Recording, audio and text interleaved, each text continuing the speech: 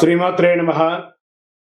సద్గురు జ్యోతిష్యాలయం జూలై నెల రాశి ఫలితాలు కొన్ని అనివార్య కారణాల వల్ల ఒక 10 రోజులు లేటుగా నేను మీ ముందుకు వస్తున్నాను.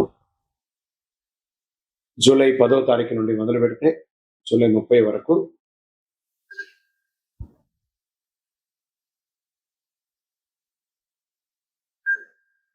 గ్రహాలన్నీ కూడా ఎలాంటి ఫలితాలు ఇవ్వబోతున్నాయి, ఈ 20 రోజుల్లో ఉద్యోగ, వ్యాపార, వ్యవహార, కుటుంబ అన్ని కూడా గోచార ప్రకారంగా ఎలా ఉన్నాయని చెప్పి మీ ముందుకు రాబోతున్నాను. జ్యోతిష్యం అంటే అందరికీ ఒక ఉత్సాహం. ఈ నెల నాకు ఎలా ఉండబోతుంది అనేది చాలా మంది గురుగారు ఈ నెల మీరు నాకు అందుబాటులో లేదు అనడం కొన్ని అనివార్య కారణాల వల్ల నేను కాస్త ఆలస్యంగా వచ్చాను. మీకు కలిగిన ఇబ్బందికి క్షమించండి. జ్యోతిష్యం పడుతున్న వర్షానికి ఒక గొడుగు మాత్రమే కానీ జ్యోతిష్యం జీవితం కాదు. ఈ యొక్క ఫలితాలన్నీ మీ యొక్క వ్యక్తిగత జాతకానికి ఒక 30% మాత్రమే వర్తిస్తుంది. జ్యోతిశాస్త్రరీత్యా ఆఖరి రాశి అయినటువంటి మీనరాశి మిత్రులారా, 2026 జూలై 10 నుండి జూలై 30 వరకు ఈ 20 రోజులు వైదిక జ్యోతిష ప్రకారం ఎలా ఉండబోతుంది అనే దాన్ని మనం తెలుసుకోబోతున్నాం. ఈ కాలంలో గురు భగవాను అనుగ్రహం విశేషంగా ఉంటుంది. గురువు మీకు ఆత్మవిశ్వాసాన్ని, జ్ఞానాన్ని, ఆధ్యాత్మిక చైతన్యం పెంచుతున్నాడు. శుక్రుడు కుటుంబంలో ఆనందాన్ని, బుధుడు తెలివితేటలకు, కుజులు కార్యదీక్షకు, శని క్రమశిక్షణ పెంచుతూ ఏళ్నాటి శనిగా కూడా ఉన్నాడు. రాహు విదేశీ అవకాశాలు, కేతు దైవ భక్తిని పెంచుతున్నాడు. మరి ఎవరితో మొదలు పెడతామంటే ముందు కుటుంబం నుంచి మొదలు పెట్టాలి. కుటుంబం ఆనందంగా ప్రశాంతంగా పెరుగుతుంది. ఇంట్లో శుభకార్యాలు, చర్చలు మొదలవుతాయి. సంతానానికి సంబంధించి శుభవార్త వినే అవకాశాలు ఎక్కువ ఉంటాయి. దంపతుల మధ్య అన్యోన్యత పెరుగుతుంది. భావోద్వేగాలతో కాకుండా ఓర్పు వ్యవహరిస్తే బంధం మరింత మధురంగా ఉంటుంది కుటుంబంలో. సినిమా కళాకారులకి, టెలివిజన్స్, యూట్యూబ్, సంగీతం వాళ్ళకి, ఆధ్యాత్మిక వీడియో రంగం ఉన్న వారికి, ఆధ్యాత్మిక వేత్తలకి, ప్రవచనకర్తలకి మీ ప్రతిభకు గుర్తింపు వచ్చి చాలా గొప్ప స్థితికి వెళ్ళే అవకాశాలు ఉన్నాయి. ఇక విదేశాల్లో ఉన్నటువంటి మీనరాశి మిత్రులారా, ఉన్నత విద్య, పరిశోధన, వ్యాపారం, వీసా వ్యవహారాలు, శుభవార్తలు వినే అవకాశాలు ఉన్నాయి. ఇంకా వ్యాపారానికి మొదలు పెట్టుకుంటే దీర్ఘకాలికమైనటువంటి పెట్టుబడులు పెడుతూ ఎన్నో రోజులుగా డెడ్ స్టాక్స్ గా ఉన్నాయి చూసారు, అవన్నీ క్లియర్ అయ్యే అవకాశాలు ఉన్నాయి. మీ వ్యాపారం ఇంతింతే వట్టుడు ఇంతే అన్నట్టుగా పెరుగుతుంది. షేర్ మార్కెట్ లో దీర్ఘకాలిక పెట్టుబడులు కూడా చాలా పెట్టుబడులు పెట్టారు. మరి వచ్చినటువంటి ఆర్థికమైనటువంటి దీంట్లో ఎలా ఉంటుందంటే డిజిటల్, ఫార్మా, ట్రావెల్, ఎగుమతి దిగుమతి డిజిటల్లో చాలా బాగా పనిచేస్తారు. కస్టమర్స్ మళ్ళీ రిపీట్ కస్టమర్స్ వచ్చే అవకాశాలు ఉన్నాయి. వచ్చినటువంటి పెట్టుబడిని భూమి మీద పెట్టుబడి పెట్టండి. లాంగ్ టర్మ్ గా పెట్టుబడి పెట్టి అలా వదిలేసేయండి, చాలా అద్భుతంగా ఉంటుంది. ఇంకా మెటల్స్ మీద కూడా పెట్టుబడి పెట్టండి. ఉద్యోగస్తులకు వచ్చేటప్పటికి పదోన్నతి, జీతం పెంపు లేదా కొత్త బాధ్యతలు లభించే అవకాశం ఉంటుంది. ఒకానొక సమయంలో లే ఆఫ్ అయ్యి ఉంటుంది. ఆ లే ఆఫ్ అయిన వాళ్ళకి కూడా శుభవార్త, శని భగవానుని కూడా గురు భగవానుడు మెప్పించి మళ్ళీ మీకు ఉద్యోగాలు వచ్చే అవకాశాలు ఎక్కువ చేస్తున్నారు. ప్రభుత్వ రంగంలో ప్రభుత్వ పరీక్షకు సిద్ధమవుతున్న వారికి శుభపడుతూ ఉంటాయి. రాజకీయ రంగంలో వారికి ఒక మంచి అవకాశం రావడం, పదవి పెరగడము, ఏదైనా గొప్ప స్థితికి వెళ్ళే అవకాశాలు రాజకీయ నాయకుల్లో ఉన్నాయి. ప్రైవేట్ ఉద్యోగంలో ఉన్న వాళ్ళకి IT, health care, pharma, banking, Vidya, multinational company వారికి మంచి అవకాశాలు ఉన్నాయి అని కూడా చెప్పవచ్చు. రియల్ ఎస్టేట్, భూములు, ఇల్లు ఇవన్నీ కూడా కొనుగోలు లేదా అమ్మకానికి ఇది సమయం కాదు. మిశ్రమమైనటువంటి ఫలితాలు ఉన్నాయి. ఎక్కడైనా తక్కువ ధరలో ఉంటే పెట్టుబడి లాగా పెట్టండి. సర్వీస్ సెక్టర్లో ఏమేం చెప్పాలంటే ఆధ్యాత్మిక సేవలు, హాస్పిటాలిటీ, ఈ యొక్క housekeeping, security services, hospital, education, travels, finance, NGOs వీళ్ళకందరికీ కూడా చాలా మంచి అవకాశాలు ఉన్నాయి. నిద్రలేనితనం, జీర్ణకోశ సమస్యలు, ఆరోగ్యపరంగా కాళ్ళ నొప్పులు, అలసట ఇవన్నీ కూడా వచ్చే అవకాశాలు ఉన్నాయి. సమయానికి విశ్రాంతి తీసుకోండి. చాలండి, ఏళ్ళనాటి శని నడుస్తుంది. ఎంత వ్యవహారం చేయాలో అంతే వ్యవహారం చేయకండి, అతిగా వెళ్ళకండి. రైతులకు వరి, చేపలు పెంపకం, రొయ్యలు, ఉద్యానవనలు, పంటలు, పూల సాగు, పాడి పరిశ్రమలో ఉన్న రైతులకి మంచి లాభాలు వస్తుంది. ప్రభుత్వ వ్యవసాయ పథకాలు, సబ్సిడీల ద్వారా ప్రయోజనం పొందే అవకాశాలు వ్యవసాయదారులకి ఉన్నాయి. ఉత్తమ వ్యవసాయదారుడు అవార్డ్స్ కూడా పొందే అవకాశాలు ఉన్నాయి. ఇంకా విద్యార్థులకి ఫార్మా, మెడికల్ ఇవన్నీ బాగా కలిసి వస్తుంది. విదేశీ విద్య, పరిశోధనా రంగం, పిహెచ్డి చేసే వాళ్ళకి ఇది ఒక మంచి సమయం చెప్పచ్చు. సివిల్స్, చార్టెడ్ అకౌంట్స్ కి మంచి అవకాశాలు ఉన్నాయి. అదృష్ట దినాలు 12, 16, 20, 24, 29, 30. అదృష్ట సంఖ్య 3, 7, 9. అదృష్ట రంగులు పసుపు, లేత నీల రంగు, తెలుపు, అదే స్కై బ్లూ అంటారు కదా అది. అదృష్ట దిక్కు ఈశాన్యం కూడా చెప్పచ్చు. ప్రతి గురువారం వెంకటేశ్వర స్వామి లేదా దత్తాత్రేయ స్వామిని దర్శించండి. ఓం బృహస్పతే నమః అని చెప్పి 108 సార్లు పారాయణం చేయండి. విష్ణు సహస్రనామం పారాయణం చేయండి.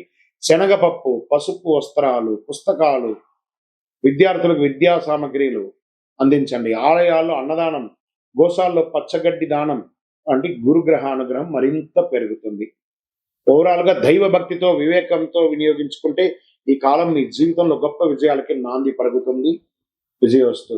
మీరందరూ కూడా ఆయుర ఆరోగ్య ఐశ్వర్య క్షేమాలతో ఉండాలని అఖిలాండ కోటి బ్రహ్మాండ నాయకుడు ఆ అయ్యప్ప స్వామి 18 అవతారముల దేవాలయం జీవకోన తిరుపతిలో కీర్తిశేషులు బ్రహ్మశ్రీ డాక్టర్ చంద్రమౌళి గురుస్వామి గారి ఆశీస్సులతో మీరందరూ కూడా క్షేమంగా ఉండాలని మనస్ఫూర్తిగా ప్రార్థన చేస్తున్నాను. చంద్రమౌళి వెంకటేష్ శర్మ. వందే మాతరం, వందే మాతరం, వందే మాతరం.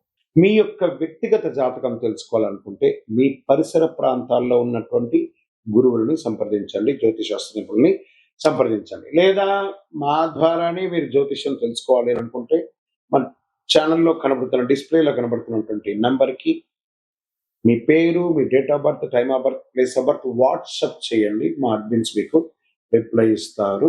ఇకను శక్తివంతమైనటువంటి ఫలితాలు పొందడానికి అతి శక్తివంతమైనటువంటి కరుంగాళి మాల, ఈ కరుంగాళి మాలను మన దేవాలయంలో 48 రోజులు పూజ చేసి సిద్ధంగా ఉంచాం. చండి, సుదర్శన, సుబ్రహ్మణ్య భుజంగం చేసి ఇలాంటి మాల ఉంది రెడీగా. ల్యాబ్ టెస్ట్ చేసి కావలసిన సంప్రదించండి. మాతో మాట్లాడి కన్ఫర్మ్ చేసిన తర్వాతనే మాల తీసుకోండి, కానీ డైరెక్ట్గా తీసుకోండి. ఇక్కడ ఆన్లైన్లో మేము అమ్మట్లేదు. మా సంస్థకు మీరు అప్రోచ్ అయితేనే వాట్సాప్ ద్వారా ఫోన్ చేస్తేనే మీకు ఇస్తాము, కానీ మీరు బయట ఆన్లైన్ నుంచి తెచ్చుకుంటే మా సంస్థకు ఏ విధమైనటువంటి సంబంధం లేదు. మీరందరూ క్షేమంగా ఉండాలని భగవంతుని ప్రార్థిస్తున్నాను. సర్వే జనాః సుఖినో భవంతు. ఇంటి ముందు ముగ్గు వేయకపోతే ఏం జరుగుతుంది? అదొక ప్రశ్న, దానికి ఒక ఆన్సర్. ఇప్పుడు ఎలా చెప్తున్నాం అంటే కొన్ని ప్రశ్నలకు విచిత్రంగా కూడా ఉంటాయని కూడా చెప్పొచ్చు ఆన్సర్. ఎలా ఉంటుందంటే ఇంటి ముందు ముగ్గు వేయడం అనేది కేవలం అలంకరణ కాదు. ఇది ఒక హిందూ సంప్రదాయమైనటువంటి ఆరోగ్య, శుభ్రత, ఆధ్యాత్మిక సంస్కృతి అన్ని కలిసి ఉన్నదే ముగ్గు. ముగ్గు ఎందుకు వేస్తారు? లక్ష్మీదేవికి ఒక ఆహ్వానం. మన ఇంటికి లక్ష్మి కావాలి కదా. ఏమంటున్నాం? భాగ్యాద లక్ష్మీ బారమ్మ అనే అమ్మవారిని పిలిచేటప్పుడు శుభ్రంగా ఉండాలి కదా. సంప్రదాయ నమ్మక ప్రకారం పరిశుభ్రత ఇంటి ముందు ముగ్గు కంటే మహాలక్ష్మి దేవి కటాక్షం లభిస్తుందని డైలీ ఇంటి ముందు ముగ్గు వేస్తారు. మరి పరిశుభ్రతకు కూడా గుర్తు. ఓహో, వీళ్ళు ఇల్లు శుభ్రంగా ఊడ్చి క్లీన్ చేసి ముగ్గు వేస్తారు కాబట్టి పూర్వకాలం తెల్లవారుజామున ఇంటి ముందు ఊడ్చి నిల్లు చల్లి ముగ్గు వేయడం అనేది పరిసర ప్రాంతాలు శుభ్రంగా ఉండేది అనేది ఆరోగ్యానికి ఇచ్చే ఒక మొదటి ఇది. ఇంట్లో ఏవో చిన్న చిన్నవి ఉంటాయి, పడిపోతూ ఉంటాయి, చిన్న చిన్న జీవరాశులు చనిపోతుంటాయి, దోమలు కానీ లేకపోతే ఇవన్నీ కూడా వైరస్ వచ్చేవి అన్నీ కూడా ఏం చేస్తారు? ఊడుస్తాం, నీళ్లు చల్లుతాం, కలాపు చల్లుతాం, ఆరోగ్యపరంగానే ఉంటుంది ఏం చెప్తారు. జీవరాశులకి ఆహారం, దాంతో బియ్య పిండితో ముగ్గు వేస్తూ ఉంటారు జనరల్ గా. ఇప్పుడు కదా అన్ని వేస్తుంటారు. సంప్రదాయంగా బియ్య పిండితో ముగ్గు వేయడం వల్ల చీమలు, చిన్న చిన్న పక్షులు వాటికి ఆహారం దొరుకుతుంది కాబట్టి అలా కూడా ఇంటి ముందర ముగ్గు వేస్తారు. సానుకూలమైనటువంటి వాతావరణం వస్తుంది. అందమైన ముగ్గులు ఇంటికి వచ్చే వారికి ఆహ్లాదకరమైనటువంటి భావన. ఆహా, వీళ్ళు చక్కగా ఉన్నారు, సంప్రదాయంగా ఉన్నారు, ఎవరైతే అలా అనుకుంటూ ఇంట్లోకి వస్తారో ఆ ఇల్లు కూడా సుభిక్షంగా ఉంటుంది. ఇంత ఏకాగ్రత ఎలా పెరుగుతుంది? ముగ్గు వేయడం చేతి నైపుణ్యాన్ని, ఏకాగ్రతను పెంచుతుంది, సృజనాత్మకత పెంచుతుంది. కళలుగా కూడా మనం నేర్చుకునే ఒక ముగ్గు అనేది కాన్సన్ట్రేషన్, ఇన్ని చుక్కలు వేయాలి, ఇన్ని ముగ్గులు వేయాలని వాళ్ళలో కూడా ఆడవాళ్ళ ఒక కళ పెరుగుతుంది. సరే, ముగ్గు వేయకపోతే ఏమవుతుంది? అది కదా ప్రశ్న. మనం ముగ్గు వేయడం వల్ల గురించి కదా మాట్లాడుకున్నాం. దీనిపై 2 రకాలైనటువంటి అవగాహన ఉన్నాయి. ఇంట్లో శుభశక్తులు తగ్గుతాయండి. ఫస్ట్, ఆ ఇల్లు ముగ్గు వేసే ఇల్లు, ఎదురిల్లు బాగుంటుంది, ఎదురు వేయకుండా ముగ్గు వేయకపోతే ఇంకా నిద్ర కూడా లేవలేదు అని మాట్లాడుతూ పోతారు. దరిద్రం స్టార్ట్ అవుతుంది. ఆ ఇంటి ముందర అశుభం కనబడుతూ ఉంటుంది. లక్ష్మీదేవి అనుగ్రహం తగ్గుతుంది. శుభకార్యాలకు అనుకూల వాతావరణం తగ్గుతుంది కొందరు విశ్లేషిస్తారు. కానీ వాస్తవ దృష్టిలో ముగ్గు వేయినంత మాత్రాన తప్పనిసరిగా ఏదైనా అశుభం జరుగుతుందా? శాస్త్రీయమైనటువంటి ఆధారాలు ఎక్కడ లేదు, ఏమి జరగదు. కొంతమంది ముగ్గు అనేది ఏంటో కూడా తెలియని వాళ్ళు కూడా ఉన్నారు. ఇలా కొన్ని గేటెడ్ కమ్యూనిటీస్ లో అపార్ట్మెంట్స్ లో ముగ్గు వేయడం అనేది లేదు, స్టిక్కర్ వేసేసి వదిలేస్తున్నారు. అయితే పరిశుభ్రత సంప్రదాయం అందం వంటి ప్రయోజనాలు కోల్పోతారు ముగ్గు వేయకపోతే. వైదిక సంప్రదాయం ఏ రకంగా చెప్తుంది? ఆధ్యాత్మికంలో ధర్మశాస్త్రాలు ఇంటి పరిశుభ్రంగా ఉంచడం, దేవతారాధనకు ముందు ముగ్గు వేసి గడప కడిగి ముగ్గు వేయడం అనేది పవిత్రత చేకూరుతున్న ప్రాముఖ్యతలు చెప్తున్నారు. ముగ్గు వేయడం అనేది పవిత్రతకు ప్రతీక. తరతరాలుగా వస్తున్న ఆచారం అయితే ముగ్గు వేయకపోతే తప్పనిసరిగా కష్టం వస్తుంది అని చెప్పడానికి ఏ విధమైనటువంటి శాస్త్ర కోణాలు లేదు. ముగ్గు వెయ్యండి, వేయకపోతే మీ ఇష్టం. వేయకపోతే ఏదో తప్పు జరిగిపోతుంది అనేది భ్రమలోకి వెళ్ళకండి, కానీ వేస్తే శుభ్రంగా ఉంటుంది అనేది ముఖ్యం. ఆరోగ్యంగా ఉంటారు. ముగ్గు వేయడం శుభప్రదం, సాంస్కృతిక గొప్ప సంప్రదాయం. విజయవస్తు. తులసి మొక్క దగ్గర దీపం ఎందుకు పెట్టాలి? పెట్టకపోతే ఏమవుతుంది?